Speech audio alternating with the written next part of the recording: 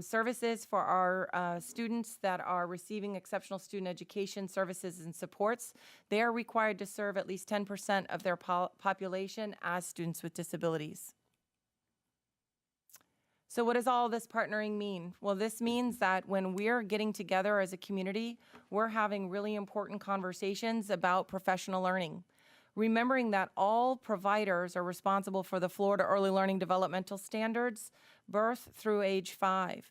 What's really cool about it is that the Department of Education's Division of Early Learning has now made a crosswalk. So we have a crosswalk between reading and math, starting at our 4-year-old programs into K through 3. So if you look at language arts beginning in, say, 4 years old and on up, we have opportunities to collaborate on, hey, how does this look in your program and how does this look in ours? And that's same for our students with disabilities. They are still being taught those same standards within our school, and we are making sure that our curriculum resources are aligned with what's been approved at the state level. The Division of, I talked about the crosswalks, but we have specially designed instruction for our ESE, and we do conduct ongoing progress monitoring for all of our classrooms. While our preschool classrooms are not required to do the STAR Early Literacy, that's a requirement for VPK, and there were not state funds set aside for regular preschool programs or ESE programs. Those funds were set aside for voluntary pre-kindergarten. We are required to progress monitor, and we do, utilizing the Brigance inventory for early development, and we do that across board for all of our learners. We've already collected that data from last year to this year.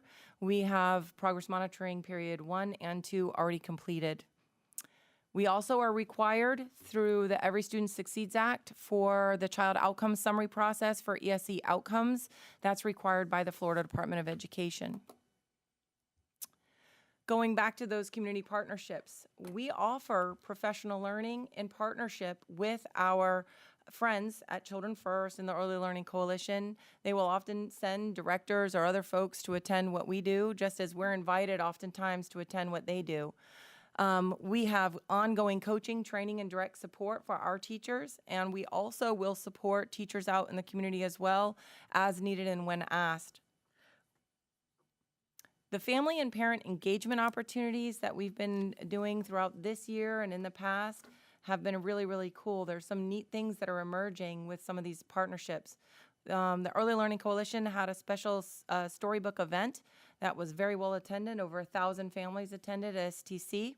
We have an upcoming event for pre-K to K transition, which is our focus coming up into 23-24 school year. Really honing in on that kindergarten readiness. And so the idea is that we're going to have a huge party. There are 2 dates coming up just around the corner, not next week, the week after, on 2 Wednesdays, or maybe it is next week. Oh, I have to look back. In any case, I'll make sure that you guys get that information, and that information gets out there in the community. Is already been shared out in the community as well on those parent and family engagement days, where families can bring their family, the families can bring their children, and then it's like a huge celebration. We will have pizza and chicken nuggets and so forth coming up around the corner. I'll make sure I get that date before I leave.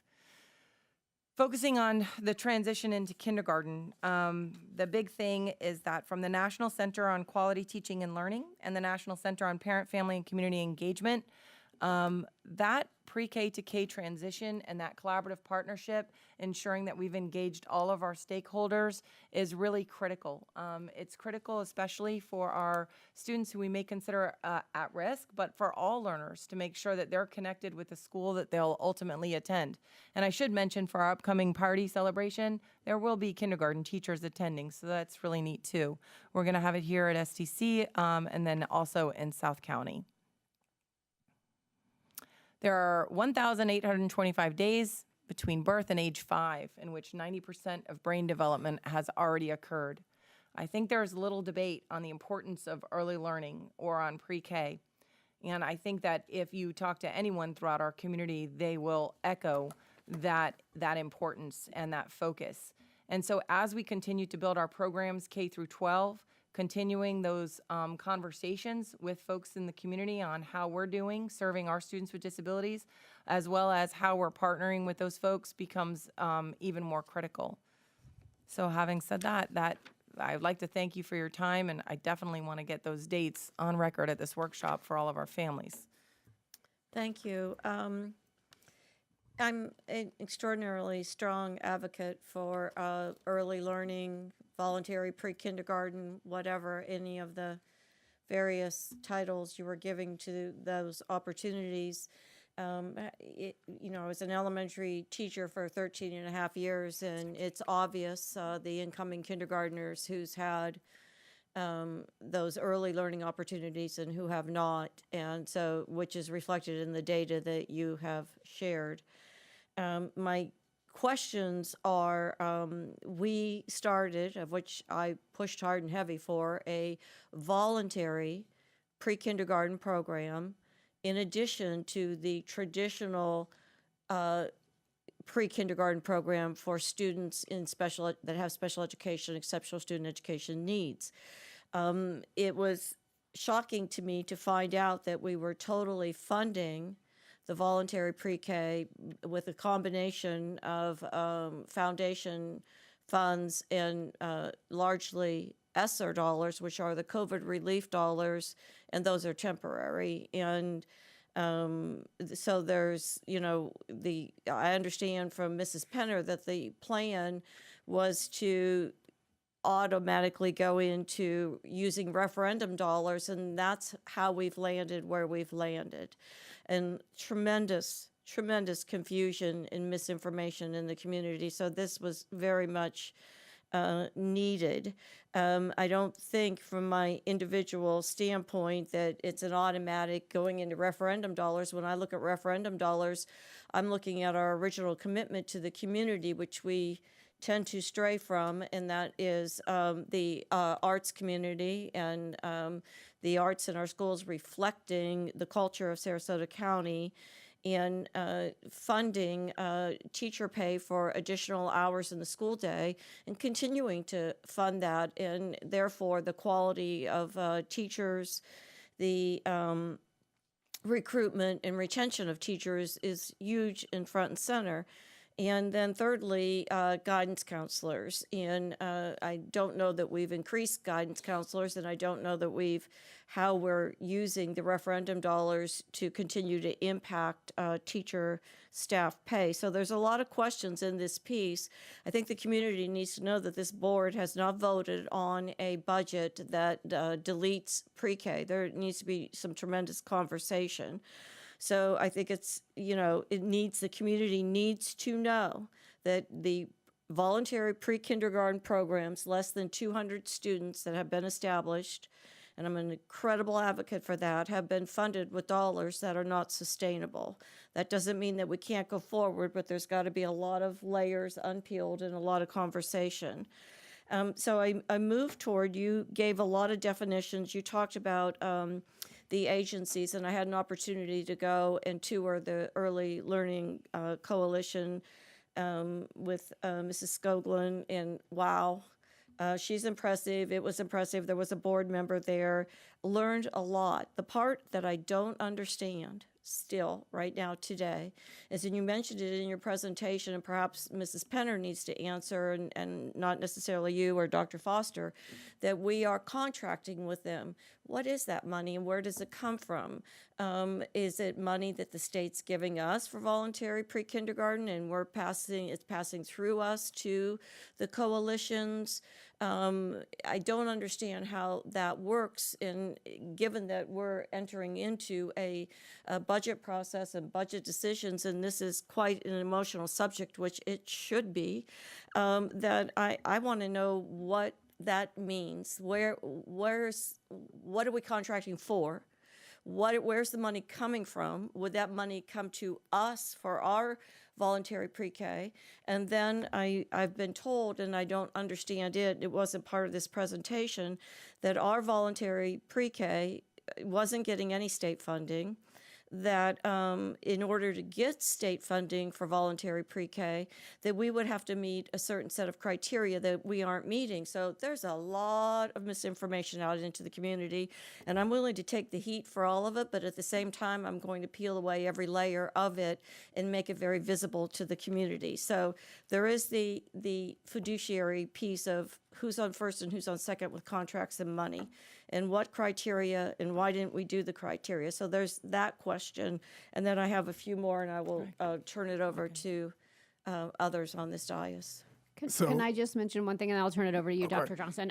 I just want to be clear that the program that we currently have in our schools today is not VPK. We are not offering VPK currently in our schools during the regular school year. We're offering pre-K. So that is where, and I'll let you kind of share a little bit more, but typically if you do VPK, then those dollars would go through the Early Learning Coalition. The Early Learning Coalition does keep a percentage, I think it's 4%, so that they can help with the administration of the program, and then the dollars would flow from the state through the Early Learning Coalition to us. But the program that we are offering is pre-K, totally self-funded through ESSER dollars and not through state funds. Okay, so the community thinks that all the emails, which have been justifiably and with great validity numerous on, have been perceived as VPK. So there's a lot of unpeeling, unfolding, doing our best to be transparent and making great decisions for every student. So given that we're doing pre-K and not VPK, is there no state funding for pre-K?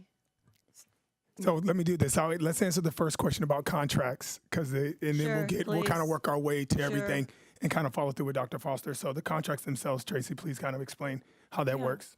Sure, absolutely. So just going back to what Dr. Foster was saying, we don't offer school year voluntary pre-kindergarten or VPK programs at that time, keeping in mind that that's a funding opportunity that we could explore in the future were we so inclined. We offer ESE, or Exceptional Student Education Programs, for students with disabilities. We had the opportunity through ESSER, as many districts did throughout the United States, to provide early intervening services for students that were at risk, largely due to COVID-19. Those were early learning 4-year-old classrooms, or you could call them pre-kindergarten, or you could call them preschool, which becomes very muddy and very confusing because those terms are often used interchangeably. I still get folks today that say, "Are you the VPK director?" And I'm like, "No, I'm the director of preschool." "Are you the director of pre-K?" "Well, yeah, I guess you could call me the director of pre-K," because we interchange those. Sometimes we get families calling saying, "Hey, I'm looking for a great daycare." And I'm like, well, we're not really in the daycare business. We need to call the Early Learning Coalition, and they will help you find daycare. I think that when we talk about funding, we have to think about the ways in which preschool is funded, which looks somewhat different than it does K through 12. Largely, there are different pockets of money that can be set aside, and those are things and opportunities that anyone can explore if they're so inclined. What we do is primarily exceptional student education, and that's why we have those contracts in place, in that those funds are generated through ESE dollars, and they're specific for students who need exceptional student education services. So when we look at those contracts with Selby or with Children First or Florida Center, as you mentioned, you were with Christy Skoglund, so I imagine you may have been at a Florida Center, or maybe you were at the ELC board with some of those folks. Those folks will contract, they allow us seats, if you will, in their environment to provide our students with disabilities options on how they're going to have those services provided for their children, including inclusive opportunities. Keeping in mind that traditionally for many years, our programs have mostly just served ESE. So when we think about our least restrictive environment, some families are looking for an inclusive option for students with disabilities. And so that's why we have those contracts. So you're saying that the early learning for 4-year-olds that we have offered, it was essentially a remedial program to serve students that would benefit, that it is in no way, shape, or form was ever meant to be. Unfortunately, it wasn't communicated. There are a lot of our community that perceived it as an ongoing program, and then when I look at that we were going to continue to do it with referendum dollars, there's per, input of what the finance department was perceiving, there's so much misinformation. So essentially, it's remedial. If you recall in the slides that I shared, the eligibility considerations included things like free and reduced lunch, at risk for homelessness, and so forth. And so those considerations would make that consideration for an early intervening program, much like you might have at a Title I school that may be accessing Title I funds for pre-K.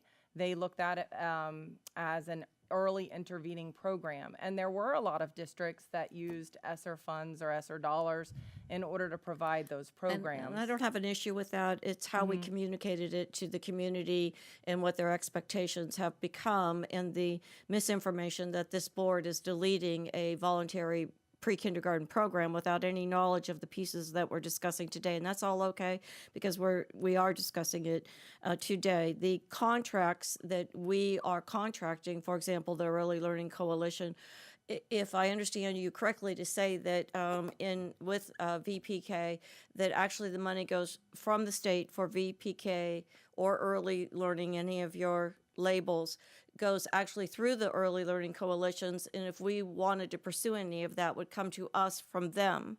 Is that correct? Basically, yeah. So if we were to offer a voluntary pre-kindergarten program, then we would go into, and there's a few steps to it, because we've had to do this every year for summer VPK. While we haven't offered school year programs, there's a provider portal, if you will, that's managed through the ELC. We fill out a lot of information into that portal. There's the monitoring aspects that are emerging as well, different tools, and we would still, we would need to do all of those things, and they're kind of overseen by the Early Learning Coalition. Okay. So then we would then submit through our finance department or whomever, we would submit for reimbursement for that certain amount of hours, which is 540 hours, which is important to note is not an entire full school day. 540 hours works out to be, if we were to offer it on a daily basis, about 2 to 3 hours a day, depending on how long you were going to run the program, and there's flexibility in that as well. Then we would submit to the state through the Early Learning Coalition how many students, how many days, attendance requirements, and there's a lot of requirements that goes along with voluntary pre-kindergarten programming. So that it would be a form to fund some programs. Do we have the opportunity to do a few classrooms in conjunction with these early learning coalitions, the numerous ones that you said were serving 1,000 students or such across the community? And or are we an all or none? What are our options? And in addition to what are our options, because the community very justifiably is demanding answers, as well as I want to gain a understanding, and I'm sure the board does, why are we contracting? Why are we sending money to the coalitions? I'm not saying we shouldn't. I just think that there needs to be an explanation, because everything I hear funnels from the state to them to us, or we have to go through them to the state to do our own thing. So where do the funds come from that we are giving them and contracting with them, and what for? In addition to, can we start any of this, or and be one of those community providers, and or not? So there's two questions. Yeah, so let me start with the VPK in preschool and asking, could we do it in the future? The answer is yes. It's a conversation, and you probably heard from braided funding, only because VPK itself, with the funding and the different things that go into it, will not cover a full day of pre-K. It just won't. And that's why you'll see districts across the state of Florida, it isn't just VPK dollars. There are additional dollars from Title I to other funding that we'll have to at least have a conversation about. So I guess to answer that question, it isn't just, hey, we hit that switch and all of a sudden we can have VPK classes. What we had in Sarasota County were preschool classes, right? We had early learning preschool classes that we were funding. And the biggest difference between the two is, one is we are funding full-time preschool. VPK is a funding source. And I think that's the part, as you guys are getting emails and things of that nature, two different pieces of, if we decide to go that route of VPK and having VPK classes, even if we only had a few of them, we would have to sit down and discuss what does that additional funding look like? How are we going to make sure that we can sustain it? And the second big piece that Tracy kind of mentioned earlier in the presentation is also about staffing, which is when we staff our programs, we staff full-time teachers at a full-time rate and training that comes with it. Some of our pre-K programs, BPK programs, actually do not necessarily have to have full-time instructors. There is training that goes with it that you saw. She shared a slide with State of Florida. So within that is why if we decided to move forward and talk about BPK, we would have to really sit down and discuss what does that funding, that braided funding look like, and then how do we sustain it? The second part of the question about contracts. So we do have families that from speech to other things that they may need that they are attending an actual preschool that we then contract with someone to be able to provide that resource to them at that site. The difference between that is we have kids that come to us within our ESC programming that we provided when they're here. So that is why we also do contracts as well with some of them. So when you say that we have a contract with an early learning coalition and we're providing them with funds, it is to provide services, supplemental services like speech or such to our students and not to theirs? It would be, well, to me, it's students that are enrolled with them, but I'll be very honest, these are students that are going to come to us. So we're supplementing their program and using our ESE IDEA dollars to do it? That would be I'm just correct. trying to No, that would be get a correct. handle on Yep. what we're doing. Yes. So we've had, again, if I can just jump in. So we've had, those contracts have been in place for a long time. And they're not contracts that we have with the Early Learning Coalition. They're contracts that we have with different agencies. And the purpose of those contracts initially was because all of our programs serve, at that time, prior to this past year, the majority of our programs served exceptional student education and were required by state and federal law to also offer a least restrictive environment, which would be inclusive. So if for pre-K or preschool as well. So if we had 100% of our classes serving just ESE, and we have a family, say, who moves from out of state and had a student with a disability who was being served in a general education pre-kindergarten classroom. In the and community. That's, right, correct, or wherever. I mean, because up north, they have different models. A lot of the schools up north may have general education pre-kindergarten programming. And so when they come here, we're required to offer what we call commensurate services. And an IEP team may decide, hey, this little child, this little boy or this little girl may need to have benefit of being in a classroom with general education children, and so we maintain those contracts so that we can continue to provide that when the majority of our programs serve as a separate placement for pre-K. Provided at a organization offering those classes, general ed in the community, different than what we've been offering. Yes, ma'am. Okay, this is a lot of information, and you cannot even begin to believe the confusion out there with it. So if I could just brief what I believe you've said for purposes of our community and going forward, that if we wanted to indulge in a early learning option, for example, voluntary pre-kindergarten, because it is at least partially funded, versus what we have done, which is early learning, I don't know, you got me confused already what we're calling which, that had no funding. It seems to me that we would logically move towards a VPK in that we could do it in conjunction or in addition to what's offered in the community. And we would at least have partial funding, so then the conversation of this board would move towards where we would get the additional funding for our school model being all day. Am I correct in that? Yes. Thank you. Okay, we're making progress. And my last two things are, I would be very interested, and I think the community would, I've asked for it a few times, in focusing in on, as we go forward, and this board, I know you're all interested in pre-K, it's a given, that we need data on how we are doing. You said there's data from the early learning coalitions and the other organizations by different name. What is that data? How do we compare what we can offer versus what they can offer? How the full day model, the partial day, those pieces. If we're going to go forward and listen to our community, and our community thinks we've taken something away, and we have not, don't want to. We need that data to make informed decisions sooner versus later in the budget window. And then secondly, all this information, and I've had people ask me for multiple years pre-K questions, and my pet peeve is how visible, even though a lot of these services, we're doing the exceptional student education, we started an early learning that was being used, COVID relief dollars were being used for, that I have all these questions on. I have a 4-year-old, I have a 3-year-old, and I don't know what to do, and I don't know where to go next. Well, logically, they all think they should be able to come to our school system and get those answers. They don't know that there are these coalitions. They don't know how it's funded.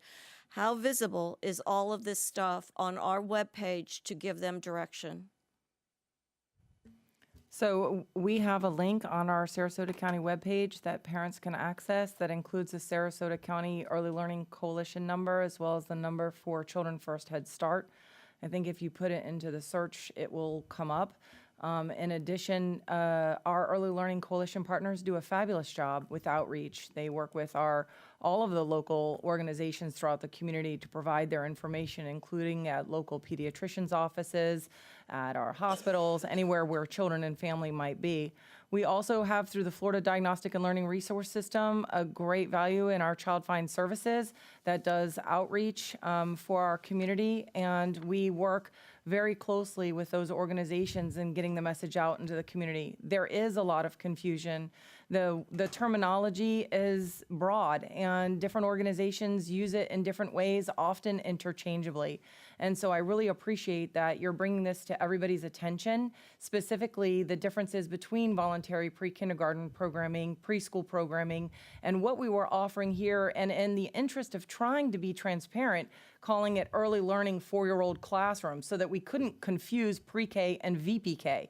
But even in calling it early learning 4-year-old classrooms, everybody's asking, well, what about your VPK program? I just saw an article in our Sarasota Herald Tribune that was touting our Laurel Nokomis program and referred to that program as VPK, and they don't even have an early learning classroom. Thank you for reinforcing the inaccuracy of the Herald Tribune. I want to reinforce that right now in a multitude of ways. Well, it just taking full advantage of it. I would. The other part of the article, though, was really great because it talked about what a great program Laurel Nokomis had and what great work they did with this particular student. So that part was great. Which is why the community justifiably, and I'm sure everyone on this board wants it, but we need data and we need information sooner versus later, is my individual feedback, and I'm sure board members one-on-one with the superintendent will join in on their expectations of where we go with this on a very slim, sensitive timeline. And I also will be sharing with Dr. Foster one-on-one, and I encourage other board members to have their input. I have no doubt that there's all the things that you're talking about, giving information to families. And I can also tell you in all my years of being an educator, there's plenty of them that aren't getting information. I would like to suggest to our superintendent and look to my colleagues to have their input with her that we have a link on our main page for whatever title we're giving it prior to entering kindergarten, early learning, pre-K, whatever, that gives families, because the search action, quite frankly, doesn't work for everyone. So that it's immediately there. It needs to be accessible. We need to reduce the confusion. You are obviously very articulate, very learned, and have a wealth of information. And Dr. Johnson, you as well. And thank you for starting to help clear this up. And I see first up is Dr. Foster. Yeah, so I just want to talk about a few things as we kind of explore next steps. I think, we've done a lot of talking about age 4, or what the various names that we give the programs. And so, this year we have approximately 176 with the projection. We had the projection of about 192 students for next year in the program. And I think when we look at getting our students ready for kindergarten, at any given time, we have about 17,000, 18,000 kids at home from birth through age 4. And so, we are a K-12 organization. And when we look at working and partnering with the community, we're partnering not just for the kids that are 4, but all the way back to birth. And I think that's working with all of our providers, and whatever dollars we contribute, which currently we had from ESSER dollars initially allocated over $6 million for this project over 2 years. So whatever dollars that we as a school district provide, whether it's a referendum or other sources, or that we reach out to community partners and foundations. My thing is, our overall goal is to get our 5-year-olds ready to come into school. So, I think the concern that I had when I, moved into this position and looking at $3 million next year for 196 students is there's a big need out there overall. I hear from parents, from birth, trying to find care for their infant child. And the slide that Ms. Cardenas shared was 90% development, and that was birth through age 5. So that's, in my opinion, whatever program we do, we really need to look at the overall program and how we can partner with providers so that we are providing our 17 to 18,000 future students that will come to us with what they need in their early development so that they're ready. And I just don't want us to spend a lot of money and only focus on age 4. I want to make sure that we are partnering to capture, the whole picture there. So just kind of wanted to make that comment. And then the other thing, if we do talk about providing classrooms at our schools, I think we need to also look at space. That was something that was also becoming an issue. And, I don't know if we need to do this, or maybe it could be at a future time. Mr. Dumas can talk about where we were starting to have to look at additional space for additional classrooms, in addition to our K-12, if we were going to continue to expand the program that we had in place. So, Mr. Edwards, you're on, and Mr. Enos, you're on deck. Thank you. I heard a lot of good things for the first time since probably, I would say, the first time you and I talked about realignment and the potential termination of the 14 classrooms, which on the slide number 3, the 14 classrooms, as I understand it, is the early learning 14. And that is pre-K, so I'm trying to keep the vernacular all the same. It's pre-K, it's 4-year-olds, and it's 14 classrooms. And my understanding, to go one step, that is kind of the gold star of what early learning is about. But even further, it can be a tremendous partnership with the parents, because the parents, there's additional learning that parents can go through to have the student ready for kindergarten, and all of that work that, and by the way, is to Dr. Foster's point, which I'm hearing again, more good stuff, that we don't want to just focus on that classroom. We want to have as much influence leading up to that classroom. So I'm going to give you, because from that first conversation that you and I had, Dr. Foster, I did do something similar to Mrs. Rose, and I did a deep dive trying to figure out what all the terms are, what does this mean, not just here in Sarasota, but in the country, and what does early learning mean, and what does it mean here in the state of Florida.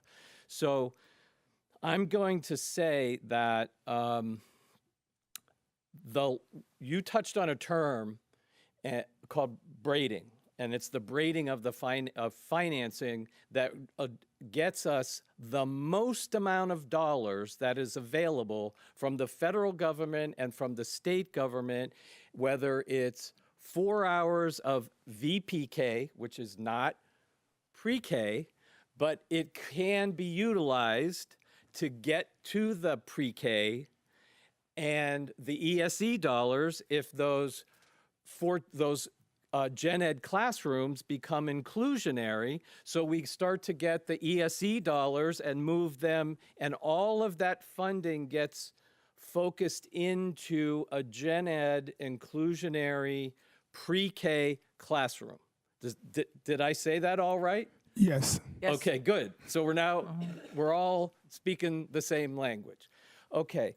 So my understanding of the start of those those 14 classrooms in addition to the ESSER dollars that got attached to those 14 classrooms, that Tracy moved from an ESE position of pre-K or pre-K, but into a larger, how can we have this bigger program that over time prevents us from being in the conversation that we are in now, which is how can we afford this? Because we haven't braided in the other dollars. And my understanding of the pre-K investment with ESSER dollars was that it was going to take 2 to 3 years of braiding to make the programs, to have our students be kindergarten ready. And it was going to take 2 years of doing that.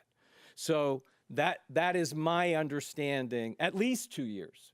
And all of the different funding sources that Tracy so beautifully pointed out that are out there in various programs, whether it's preschool or VPK or ESE, how do we get all of those dollars and get them so that it's a cost per student and maybe some referendum dollars down the road, not a whole bunch of it, but part of it, because the real piece of what I'm understanding and the data that I'm seeing from early education, if you just Google pre-K and benefits of pre-K, you're going to get tons of data about why it's important. And a lot of it is financial.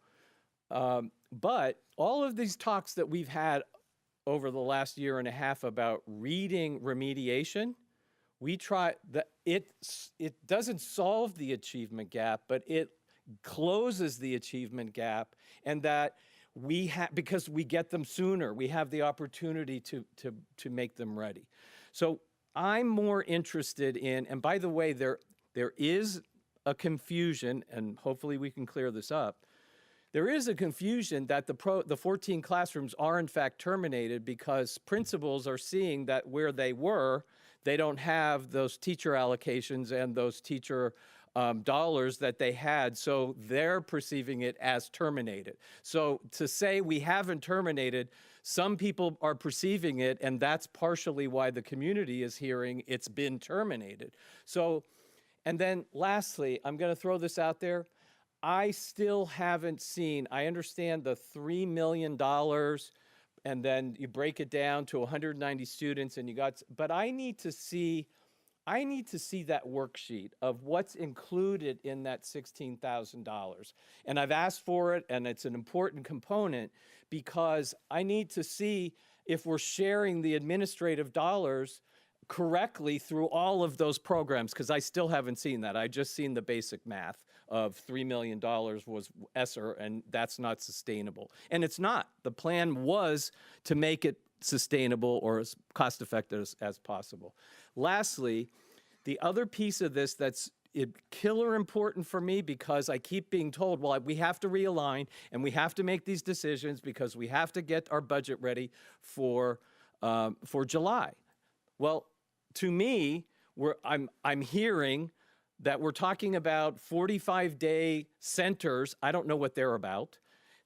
We had on the consent agenda and being taken off the consent agenda portables to a pretty hefty tune, and I think they're connected to that. And then there's another high-level security meeting that I'm hearing is part of this amazing realignment, which somehow doesn't include early learning. And all of that to me is connected, because one of the major data points here is that for every dollar that's spent on pre-K, over time it saves $7.12 on remediation, whether that be through behavioral modifications or counseling or whatever, because we've had them early on and have been able to address a lot of those issues early. And it's even greater numbers as you go further into how people grow up and how they affect in society. So it's a bigger picture than just pre-K, and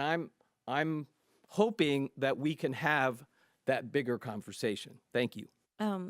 Thank you, and I concur. I'm not supporting any realignment until we have all of the facts and we are upholding our fiduciary responsibility at the same time that it's in conjunction with growing the greatest quality and having the opportunity to have these conversations, look at data, all the pieces. So I think we're moving in giving Dr. Foster at least the same message, and I'm sure that the rest of the board members will join in. You're up, Mr. Enos. Okay, so for the law enforcement officer, let's take this where we need to take it, okay? Which is slower. Just kidding, law enforcement peeps out there, you know me. Anyway, here's the thing. So first thing, per Florida state statute, we have to have a VPK program. Correct. In the summer, we're required to offer a summer VPK program taught by a certified instructor. So that needs to be somebody who has that background and has a bachelor's degree. And we are only required to offer a summer VPK program. So we have to have a summer VPK. So then the pre-K program that we offer actually fulfills the requirement for the summer VPK? So we have a school year ESE preschool program serving students ages 3 to 5.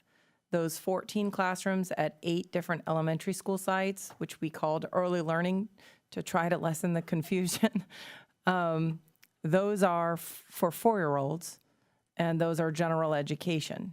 There's no requirement for those classrooms other than for the ESE part, and we are required through IDA to offer an LRE, and that's why we have contracts with outside agencies. So we have an LRE for the VPK, for the pre-K, for the IDA, for the FERPA,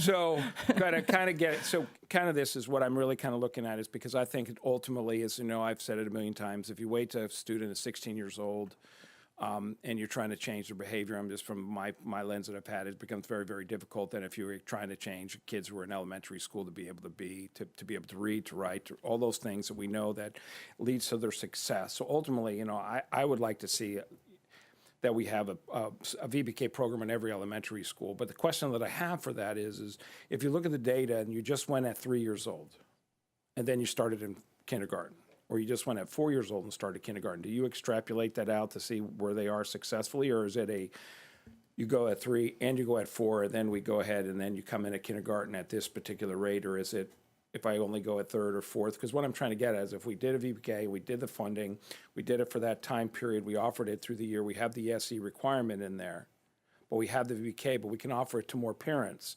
everywhere from, Englewood all the way up to Emma Booker, and we do it at all, and we really want to impact reading K through 3, and we're looking at the whole phonics, we're looking at the stuff.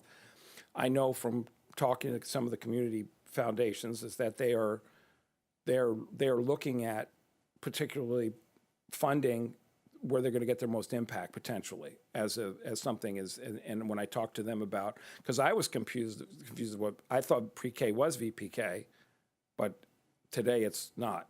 So I guess my question is, if we were to apply to do VPK, because I also know that I sat on the Human Service Advisory Council for the Sarasota County, and I know that they also get all of those get money too from the county as well. So there's state, there's federal, but there's also county money that goes to them specifically.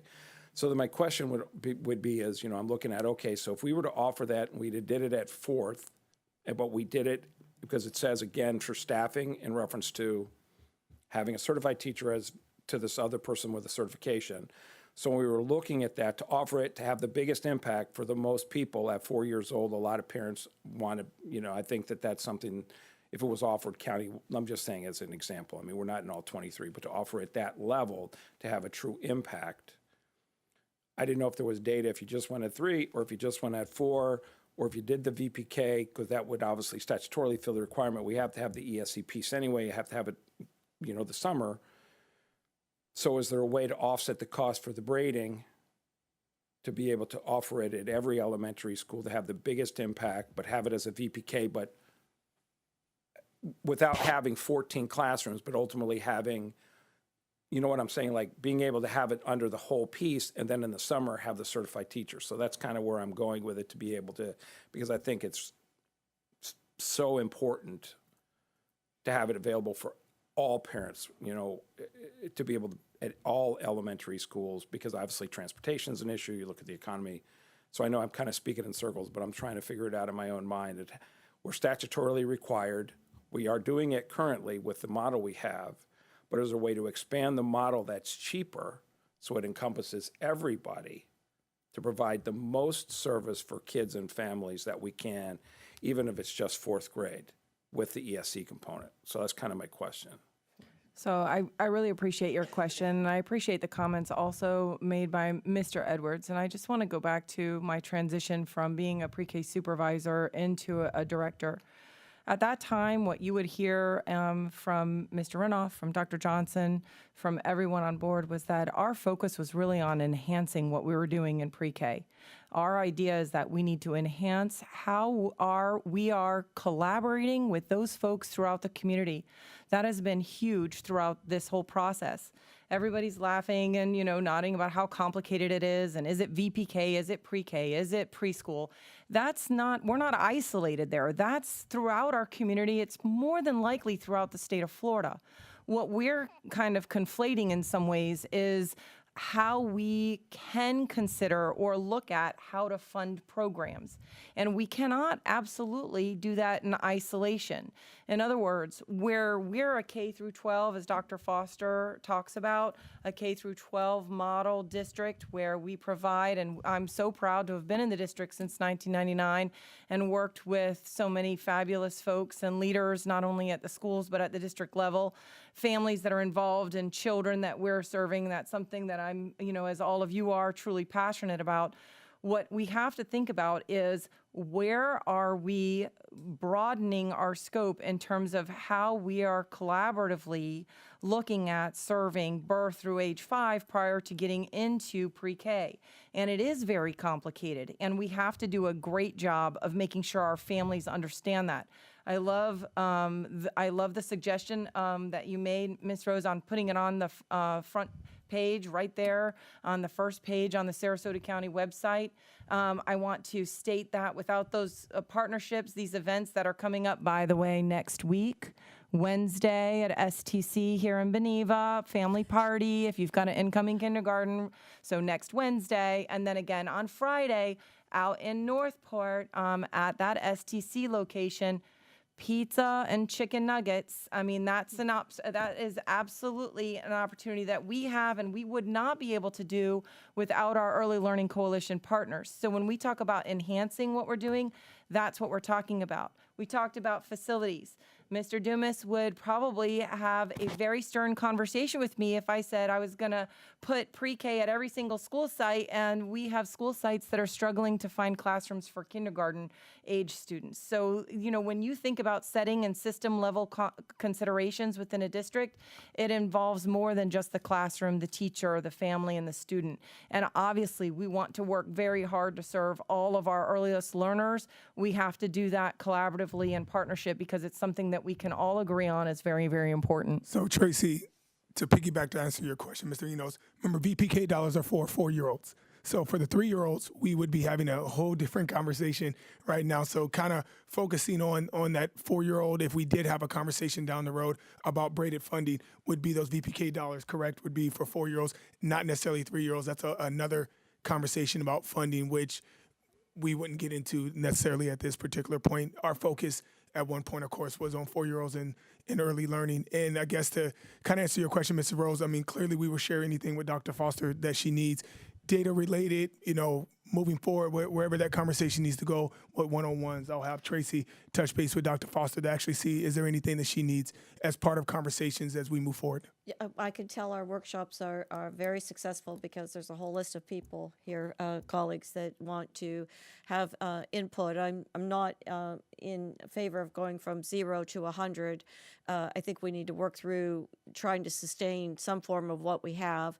And for me, I think what I'm hearing from all board members is I always want to be at 100 tomorrow, but rationally, we need some proposals, some recommendations, some data, from a financial standpoint, what are all the options, and considering the time sensitivity of the budget, as well as there is a K-12 budget in process. So for me, it would be looking at how can we listen to our community and look at sustaining something we've started or similar. But again, everybody has the opportunity for one-on-ones with the superintendent. And next up is Dr. Foster.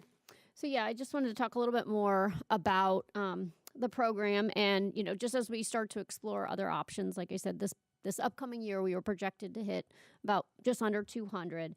And I just, if we explore this and let's say we expand to 400, 600, let's even say 1,000 kids, which is phenomenal. Our ultimate goal is to get all of our students as they enter kindergarten ready to go. I just want to make sure that we have the resources here to have those connections within the community so that we are providing resources, as I said, all through the through all ages, so that when our kids enter in kindergarten, they're ready to go.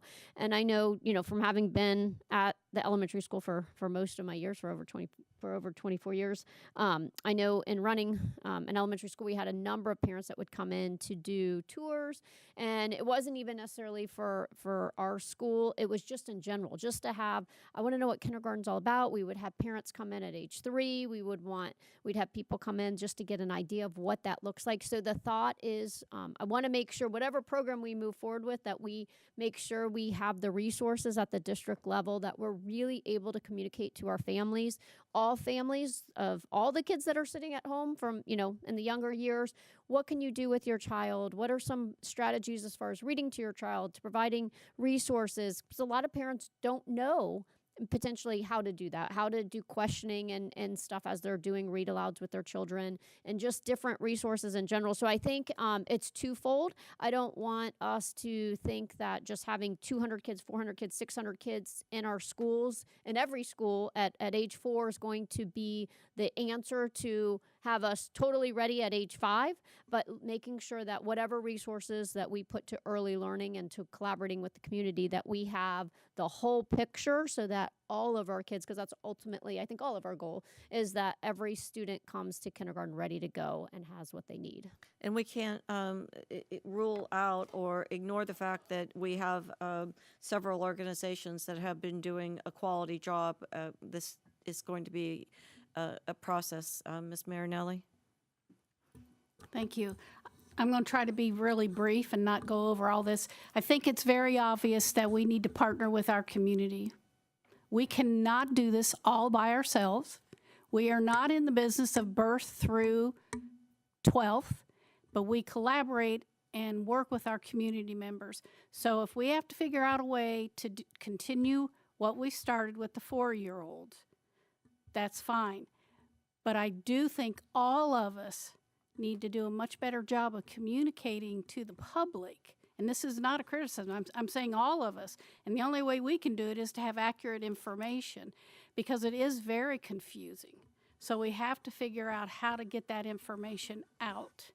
And then we have our job to do is, can we continue with the 4-year-old program?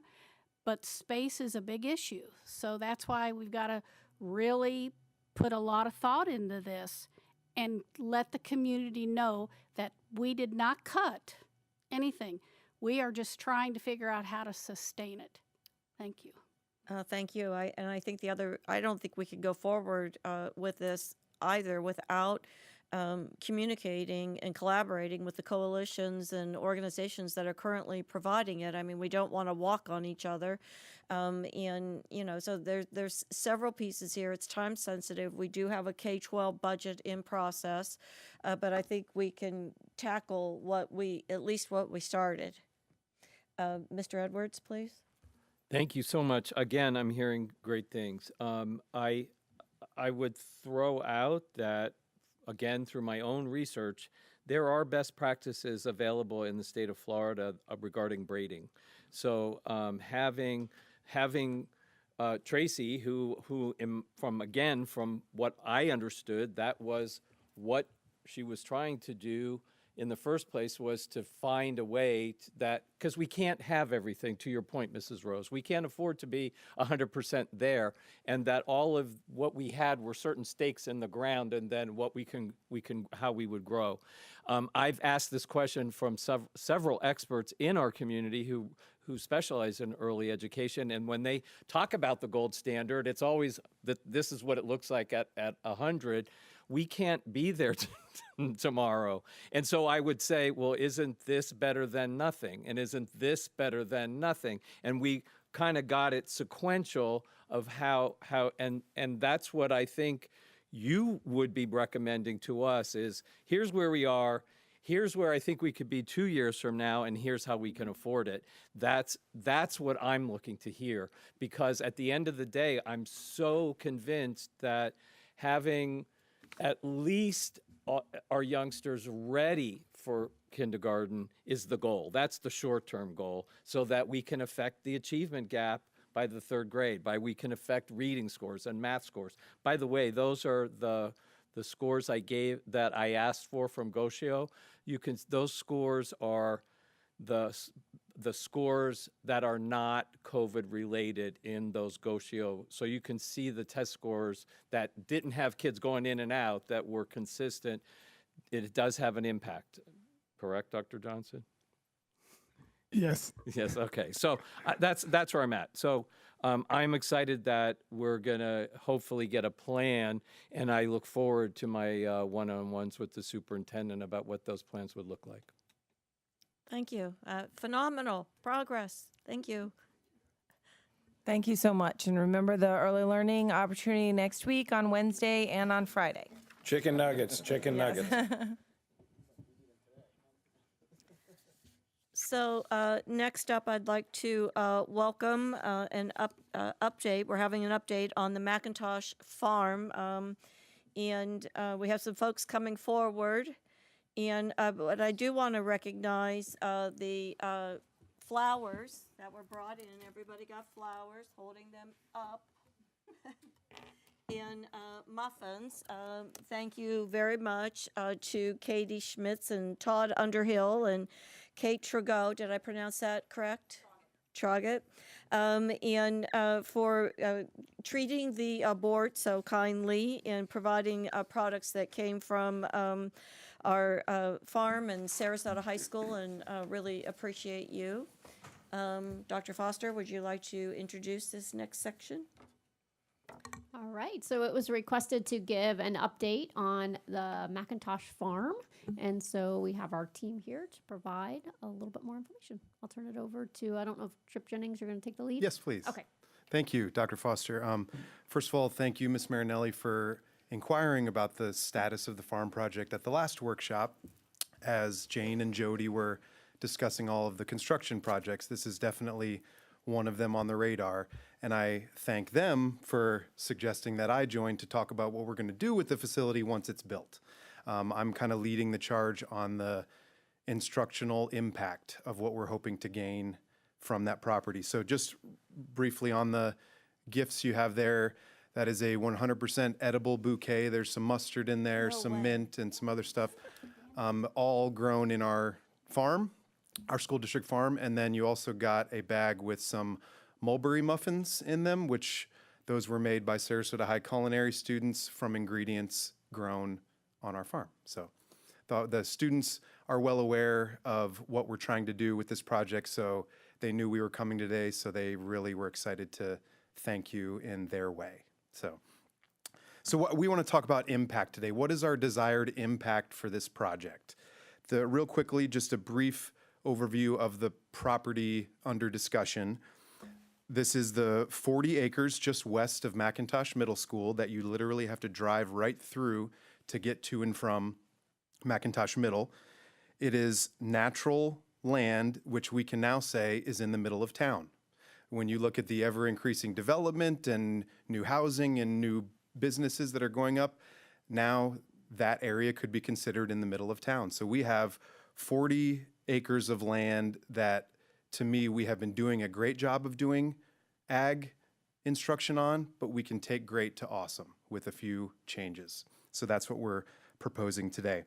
Short history on the property. In the late 40s, early 50s, Jasper Crowley, who was the first principal of Fruitville Elementary, also a ag teacher at Sarasota High School. He was the advisor for Sarasota's first FFA chapter. He was integral in championing the district to gain that land strictly for the use of furthering agriculture education. And that's exactly what our district has been doing since then with that property in one way or another. It's been called VOAG, vocational ag at one point. There's FFA and 4-H groups, students and parents and alumni have used that property for meetings to host animal projects and some events. By the way, our current Food and Nutrition Services Director, Sarah Dan, is an FFA alumni who used that farm site when she was a student here.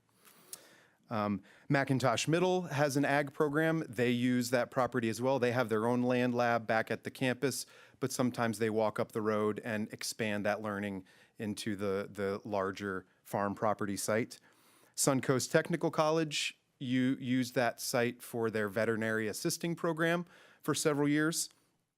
STC Construction Trades have been out there, mostly the plumbing group, which is absolutely wonderful work-based learning experiences for them to not just study irrigation systems, but let's go install and maintain and work with one in real life. And then also the Food Nutrition Department's Edible Schoolyard program has also spent some time on that property. So again, since our district acquired that years and years ago, we have been doing some quality ag education, but my team feels like with a few facility renovations and some new programming, we could take that to the next level. So the facility renovation, I know Jane and Jody spoke on it briefly. Specifically, we're looking to add a large greenhouse, which will have hydroponic and aquaponics. I don't know if you got the handouts with some of the photos that I sent ahead of time. There's some renderings on there where you can kind of see what it might potentially look like. Yes, we did. Okay, good. A large covered arena so students can practice showing their animals. We can hold different events and activities in there. And 2 animal barns, one for cattle, another one for swine or mid-size animals, and then also a food science lab or demonstration kitchen.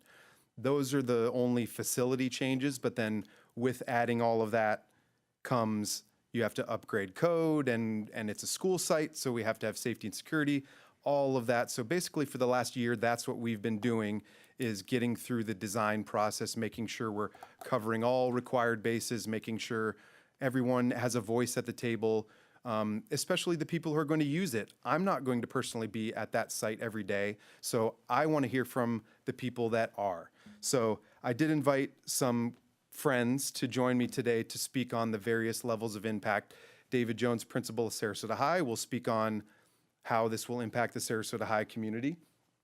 Kate Troggett is our acting farm manager. She can kind of speak on what some of the programming will be offered there. We have Katie Schmitz, who is our Sarasota High School FFA chapter president, and she can speak on briefly on the student impact. And then we have Todd Underhill, a community member who can speak from the community perspective on this project. So what are we going to do there? We build all those cool things, then what? What are we going to do with it? We want to enhance what's already been going on there. We're not looking to wipe it clean and start over. We want to take the ag instruction, the FFA, the 4-H, the animal projects, the plant food science, and enhance it. We want to create an agricultural literacy hub for our community. That's not just for our students, but it's something that our community can utilize and participate with and engage with to increase their own agricultural literacy. Because we are now multiple generations removed from people understanding how to grow their own food, how that relates to nutrition and personal health, and on and on. So we want to kind of reinvigorate that a little bit. We want to increase the awareness and understanding of agriculture and how it impacts everyone's daily lives, whether we realize it or not. We want to also increase the amount of fresh local produce that's grown by students for students to feed our cafeterias and culinary arts programs.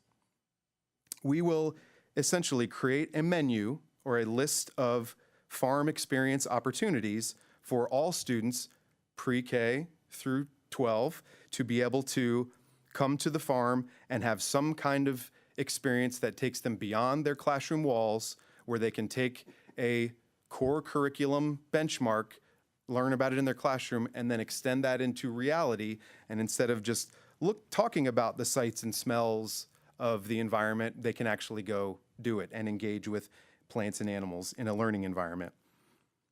We want to align with Department of Education grade level standards so that we can enhance topics that students are already studying.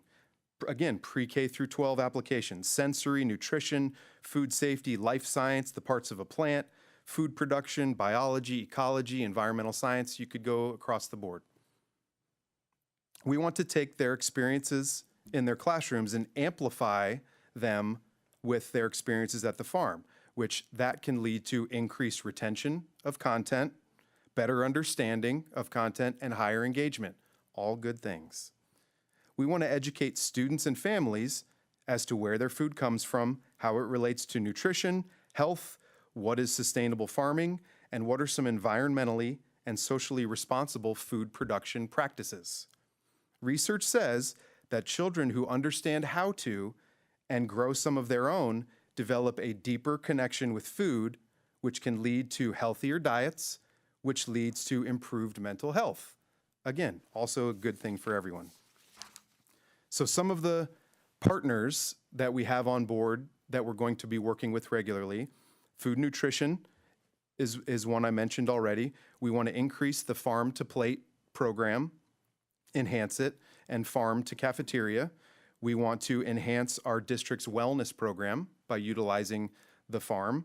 We want to also enhance the fresh fruits and vegetables program that goes through FNS.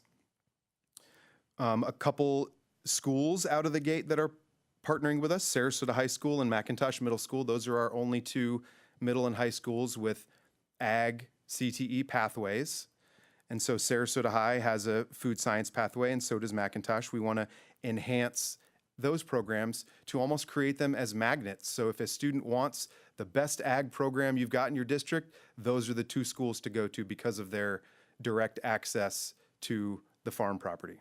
And also they're pretty good schools. We want to partner with Career and Technical Education, which that's really my home base, as well as Suncoast Technical College.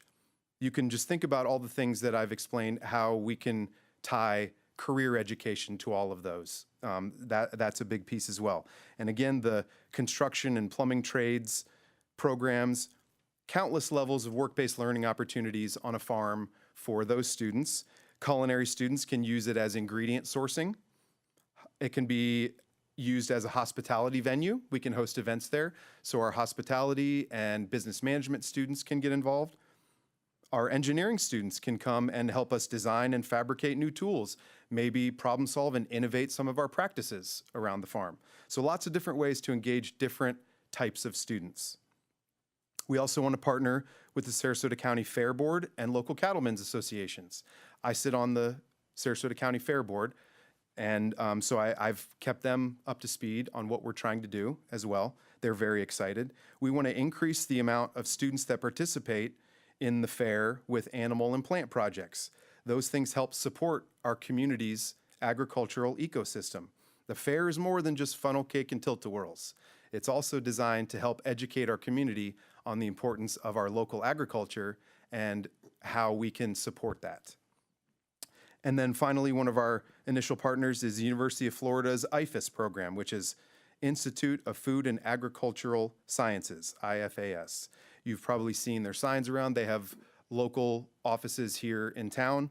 We work with them closely, so their partnership will be able to build pathways to colleges and careers, offer more work-based learning. They can offer trainings and workshops. They can do events at this site that will have a broad community reach, including farm tours, envirothons, ecology day, farm safety days, and things of the like. So I'm going to hand it over to David Jones, who can speak on from his perspective. Well, Good afternoon, members of the board, Superintendent Foster, Patrick and Kathy. Good to see all of you again. It's been a while for some of you. This feels like deja vu to me. About 4 years ago, I was sitting before the board giving an impassioned plea for our Circus Arts magnet. And just to let you know what happened as a result of that, now it has an international stamp on it. It's known all over the world. We have Cirque du Soleil instructors. We have the world champion trampoline artist. It's pretty incredible, and that's a reality that this school board made possible. Today, I'm here to talk about something that's been a vision and a passion of mine much longer than the circus arts. It was probably born out of the reality that I would see as an administrator of how many of my kids were involved in FFA or 4-H or both, and yet didn't have opportunities within the school day or the school system to do anything about it. And conjoined with that was the opportunity to go to Epcot and see Living with the Land. And I don't know if that's something you've ever been on. It's right next to Soaring, and Soaring kind of trumps it. But if you go on that, you see the highest tech growing and agricultural programs taking place. And it really, really bothered me that something like this could be taking place, and yet my students had no access to something like that. So my vision in reality was pretty puny. I just wanted a place where we could have aquaculture, hydroponics, the opportunity for our kids to certainly experience plant growth hands-on, but I really wanted the animal component to be conjoined too. Now, as an administrator, I go to a lot of student events, and when I say a lot, I mean a lot, and it's a rare night that I don't run into somebody from the agricultural community, whether it's a business member, a community member, or a parent, who doesn't have some input or some sort of involvement in the ag community. And in Sarasota County, it just bewildered me. Why don't we have the state-of-the-art, most awesome program that exists? And so I wanted a couple greenhouses on our campus, and then at some point, I wanted my students to not have to find their own farms, their own places to take their hogs to raise them. I wanted them to be able to do that in close proximity to Sarasota High School, hence the farm at McIntosh, and be able to do that. Well, working with people like Tripp, whose vision was much bigger than mine, and having Sarah Dan come on board, and seeing what the potential was to give our kids the opportunity. And when I talk about opportunity, we talk about a 3-circle model, and it's pretty important to understand this because it's classroom instruction is one of those circles. The other is FFA involvement, and the third is supervised agricultural experiences. And having those opportunities to be hands-on, to learn what it really means to work with the animals, to work with the plants, to be a successful farmer or rancher, it's pretty incredible. And so being able to put this thing on steroids, and by the way, Dr. Foster, I love what you always talk about. It's only as good as the people that you put in front of it.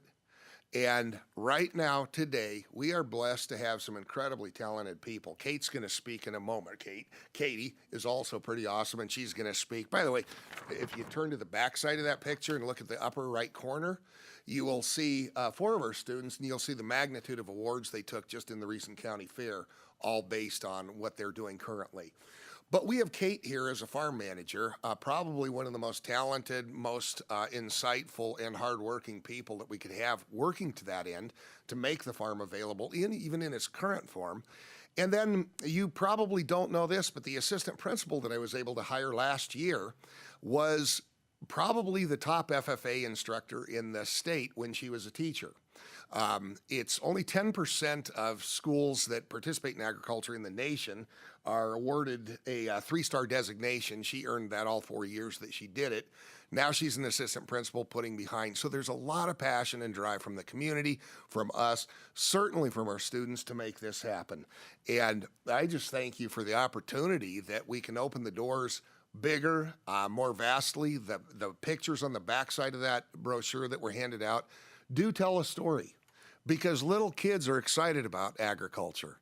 And I want big kids to be excited about agriculture. When you speak to anyone in the ag community, we're desperate for people.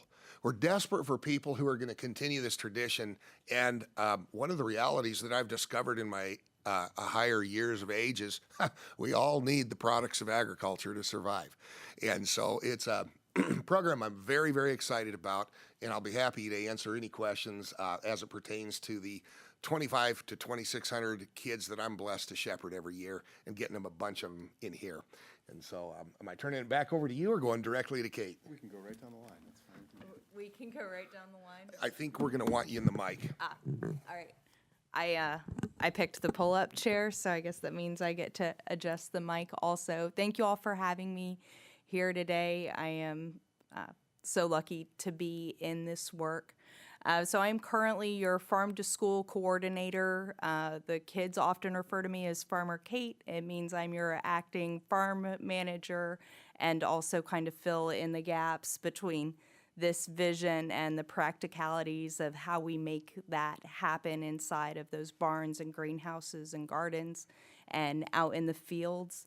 The pictures, I think, are a great example. I wanted to touch on that really quickly so that you all have kind of a greater understanding of what you're seeing here. So these students here in this top corner, they are at Laurel Nokomis. They are kindergartners. We worked with them. We're actually trialing those sunflowers that are on the desks in front of you. The instructor down there wanted to plant seeds, Mr. Kevin O'Gorman down at Laurel Nokomis, with his kindergartners and have the timing be so that they could nurture them and learn through that whole process and cut those flowers and walk across the stage with them at graduation, which is a fantastic vision and also means someone needs to know how we grow those sunflowers so that they are ready precisely at graduation week. So we are working on that with them. We were also, I think you can see in some of those, maybe the other photos that didn't come through, in order to do that, they needed a higher functioning irrigation system, which is also an instructional opportunity for our plumbing students. And we're lucky to have a great instructor there that could come down to that elementary school, give those students exposure into that career pathway and also work on fixing that irrigation system so that they could grow those sunflowers. And that that trial is also will correspond with our staff appreciation week.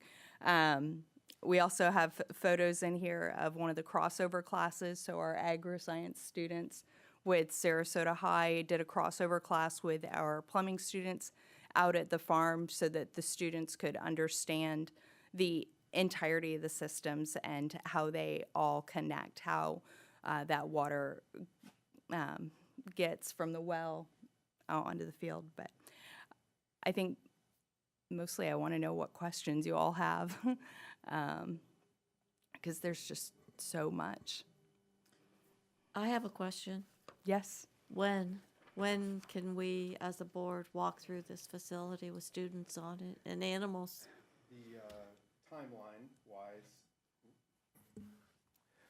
as far as I understand, and again, I'm not, that my specialty is more of the instructional use of it, not the construction and funding and timeline side. But what I do know is that this summer you will see on a board agenda approval for the initial phase of the project.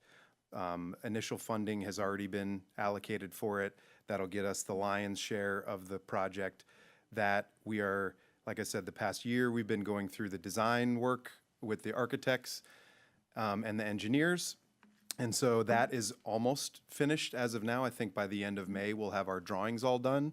And so then it'll be pricing from the general contractor, and then you'll see it on the agenda this summer. So then that would be a fall start to construction.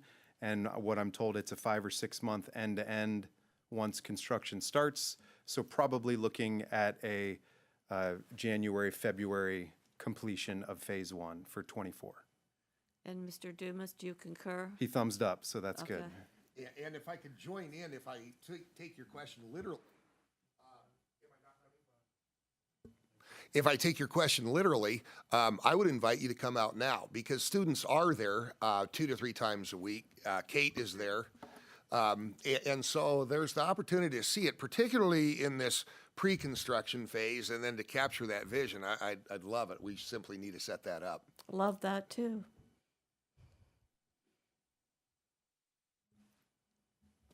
Katie, we asked our FFA president to come and speak on from the student perspective. All Right. Hi, board members. Thank you for allowing me this time to talk about the impacts that agricultural education has had on me. My name is Katie Schmitz, and I'm a senior in the ACE program at Sarasota High School.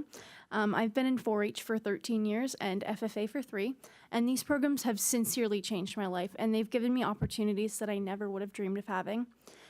I started as a little 5-year-old who couldn't even say my name in a meeting by myself, and now as a senior in high school, I've been accepted into the University of Florida for agricultural operations management.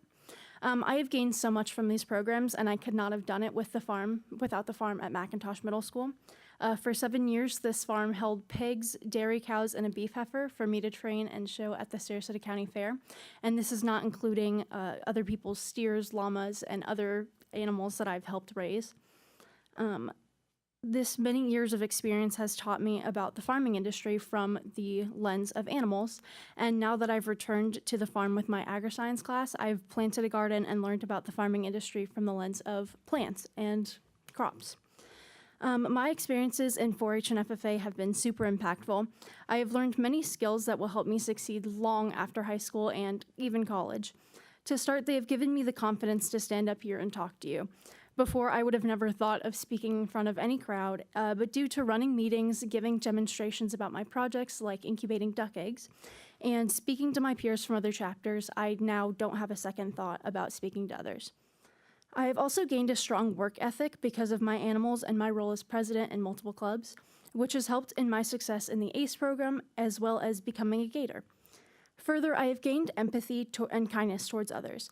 Through raising animals, you are taught that many people have a lot on their plate at all times, and a little kindness and patience can go a long way. This doesn't even scratch the surface of the skills that I have earned and lessons that I have learned through FFA, 4-H, agricultural education, and I'm so glad that you're considering building barns to allow future students to start on the same path that I am on. Thank you. Very articulate, Katie, very impressive. Mr. Enos has asked for time. Well, for those who've been around a long time, I-75, before it was I-75, was all Britain's orange groves, and you had Mr. Crowley, and you had Jeff Durrance, and you had Mr. Van, and you saw, you used to go to the fair, and I had gone to some of the pig weigh-ins back in the day, and, it was 3 times the size as it was this year. I mean, Sarasota County, you look at High Hat Ranch, Carlton Ranch, you look at all of that. I mean, this is a huge agricultural community. As I had gone to a couple of the associations for agriculture, they reminded me I happen to enjoy food, we have to have farmers. We need to bring people into this profession in order to be able to be self-sustaining. I mean, we can't have any expectations other than that. And so I know that facility at McIntosh very well, and I would tell you, this is huge to be able to do this, because once Mr. Van, once he passed away, I mean, a lot of the kids who use that for their raising their hogs had nowhere to go because, there's some limited at McIntosh, but this is really, really amazing, and I really appreciate it because I truly know how big the FFA program used to be in Sarasota County back in the day, because, I mean, if you've had All Britain's orange juice ever before, I know it's kind of hard to get now. It was top of the top, and their ice cream was good too. But anyway, I just say thank you for everything, and this is really, really something that's been needed, because I know that when students are involved in FFA, there's a lot of stuff that goes in with the responsibilities of taking care of an animal that goes on to a lot longer in life than just when they have that livestock or something that they're showing and they're raising. So thank you to all of you guys. I think it's a very, very impressive, and the drawings look great. I can't wait till it's done. Ms. Marinelli is we want to hear from Mr. Underhill. Do you know Ms. Jeffrey Durrance? I do, actually. I had him as a teacher. So, Okay. Again, my name is Todd Underhill. I'm a local cattle rancher. I actually went to McIntosh. I had Bill Crowley as an ag teacher, was actually a chapter member in FFA with Sarah Dan. Growing up, too, my family, we had the lease on the Palmer Ranch. So we had cows that ran from Beneva Road all the way to Mayaca State Park, from Clark to Osprey. We would do the weigh-ins for the fair before we had the only set of scales at the time. So, and our headquarters for the ranch was right there where that McDonald's is right now on Clark, just before the Legacy Trail. So we've seen a lot of changes. The interstate cut through it. The railroad's gone now. But as I said, I went to McIntosh. I'm also a member of Farm Bureau, the Cattlemen's Association.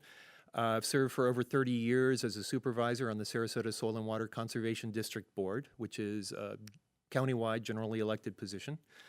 Also on the Cooperative Extensions Advisory Board for the Extension Director. And I've been involved in a couple of different nonprofits, one of which had USDA grants for beginning farmer and ranchers and operated a community-supported agricultural farm in Bradenton. And the other which, in cooperation with an agreement with the school board, we operated a farmer's market on Beneva for 5 years as well. So I've dealt with a lot of different aspects of agriculture in the community. And would like to say that I think I watched agriculture in the school system really diminish from the time I was involved in it and languish in many ways. And I'd like to say that now I'm really excited and would like to reflect the excitement of a lot of other people in the ag community with what we see now in terms of what I would say people who actually have vision, passion, excitement to be working with it. And it's really, I want to commend the school board for supporting this kind of direction. I think it's something really needed. As I think I heard you comment, we all eat. And that's something that we, have a connection to the land with. And the more that we can remain connected in that fashion, we also have all a responsibility as stewards for the care of the environment and the earth. And I think that's another thing that can be learned with agriculture in terms of that kind of stewardship. So it presents an opportunity for all students, whether they're interested ultimately in agriculture or not, to learn about that kind of connection. I think the scope of what can take place at that facility, I think, is really amazing. When we look at the USDA census of agriculture for Sarasota County, none of you are going to be surprised to see that agricultural land is reducing in acreage. There's less of it every year. However, you might be surprised to learn that every year there's also now an increase in farmers and in farms. So the trend we're seeing is more small farms. That's people experimenting, trying new things. Maybe it's people that buy 20 acres and they're retiring. But it's people that have land and need to know what to do with it. And when I was running a farmer's market, I was seeing people all the time that were showing up with value-added items that they were doing on small parcels. So there are increasing numbers of opportunities for agriculture to remain a vibrant part of our community. Well, whether we think of it in the traditional sense, which we're always going to have cattle ranches because of the conservation easements that we have in place in a lot of areas, or whether it's farming in a traditional way, or whether it's nurseries. And we're seeing nurseries that are going high-tech too. Sunfire nurseries, they have a very high-tech operation, and they need people to continually support that so that they can provide the plants that they grow that go nationwide, or actually, in fact, they even leave the boundaries of the U.S. So we see a vibrant opportunity for people that are interested in agriculture, whether it's college-bound or vocationally. And then from a community standpoint, the opportunity to have safety days and trainings, or the Conservation District, we have an annual Envirothon that we host for high school students. A location to do that.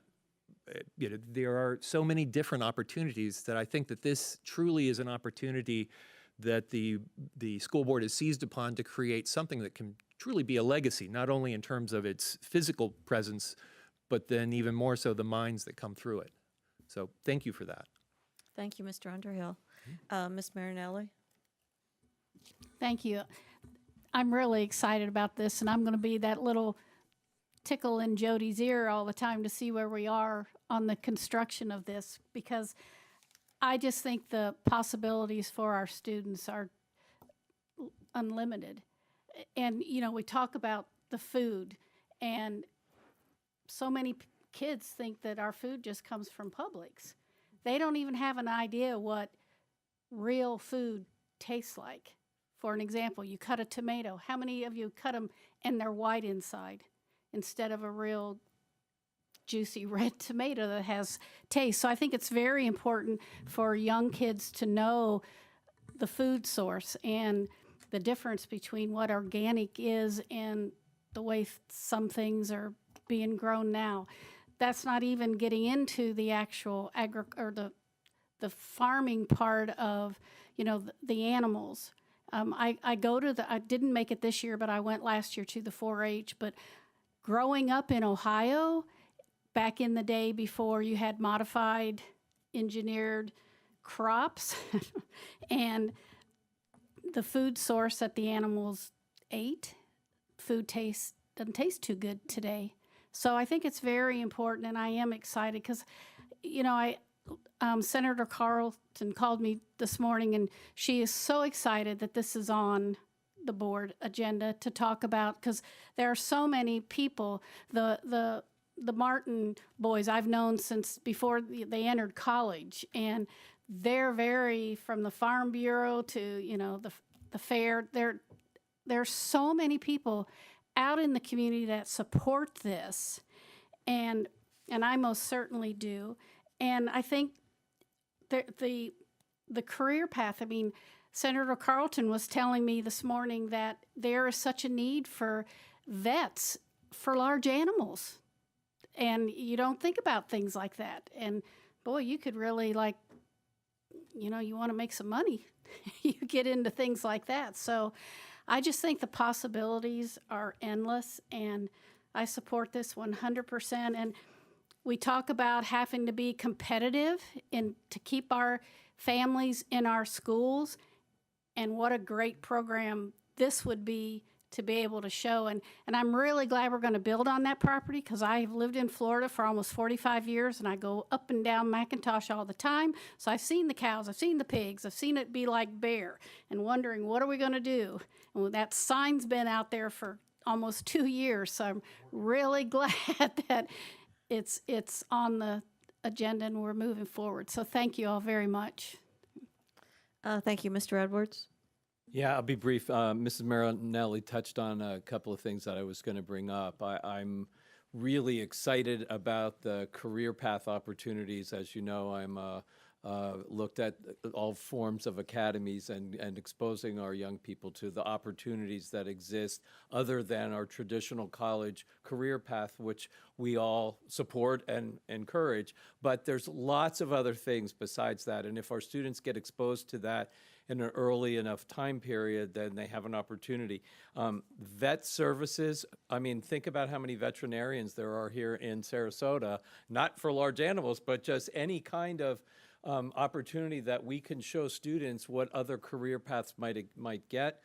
And someone had said to me when I was talking about the Trades Academy that they're talking to students already about the trades that are going to be necessary on Mars, 30 years from now. Think about what we're going to have to grow on Mars and how we're going to sustain ourselves and how we're going to feed. So there's a lot of huge opportunity here, and life skills. Katie, great job speaking to us. You did a fantastic job. So thank you. Great job. There's nothing wrong with this part of the day at all. Thank you, Mr. Edwards. Dr. Foster? I want to thank Mr. Jones and Mr. Jennings and Kate for your passion with this program and bringing this program to life here and getting it moving and continuing to push it forward. And to me, this is what it's all about. I mean, we try to create special programs, and I know, Mr. Jones, you brought the circus program to Sarasota High already. We've got, the VPA program. We have the construction academy. I think, Katie, watching you speak and just seeing you light up with this program, this is what it's all about, is offering special programs in our schools that really make the kids excited about why they go to school every day. And so I want to thank you for coming to speak, and very impressive, what you shared this morning, and wish you the best of luck at University of Florida. Go Gators. And, but like I said, want to thank the team here for just your passion and continuing to move this forward, because I think it's an exciting project. Will make a big difference for a lot of kids. I do have a soft goal. I haven't really shared it yet, but I would love to see every student set foot on the property at least once before they leave 5th grade, 8th grade, and 12th grade.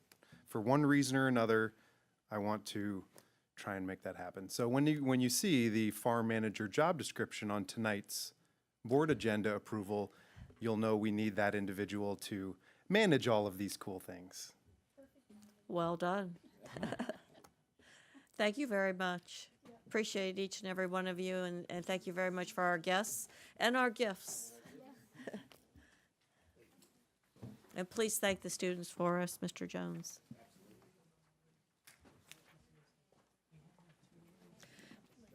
It was uplifting. I saw smiles on everyone's face. We have member comments left on the agenda. If that we have any board members that would like to comment before we adjourn. Whoops, I do. I hit the wrong button. Seeing none, I am going to adjourn this meeting. Prior to doing so, oh, Ms. Marinelli, you have a comment? I just wanted to say that I thought it was a very good meeting today because we learned so much. The pre-K, I think all of our heads are kind of spinning trying to get that all figured out. But I think everything that was on the agenda, but to end with the McIntosh Farm was a great way and very uplifting. So thank you. Well said. Seeing no other comments, prior to adjourning, I would just like the community know that the board will be going into executive session at immediately following this adjournment for negotiations, followed by a second executive session for safety and security. And then we will be back here with bells on our shoes to welcome the community into the April 18th school board meeting at 6 o'clock. As of right now, this meeting is adjourned, and I'd like to thank all for your participation.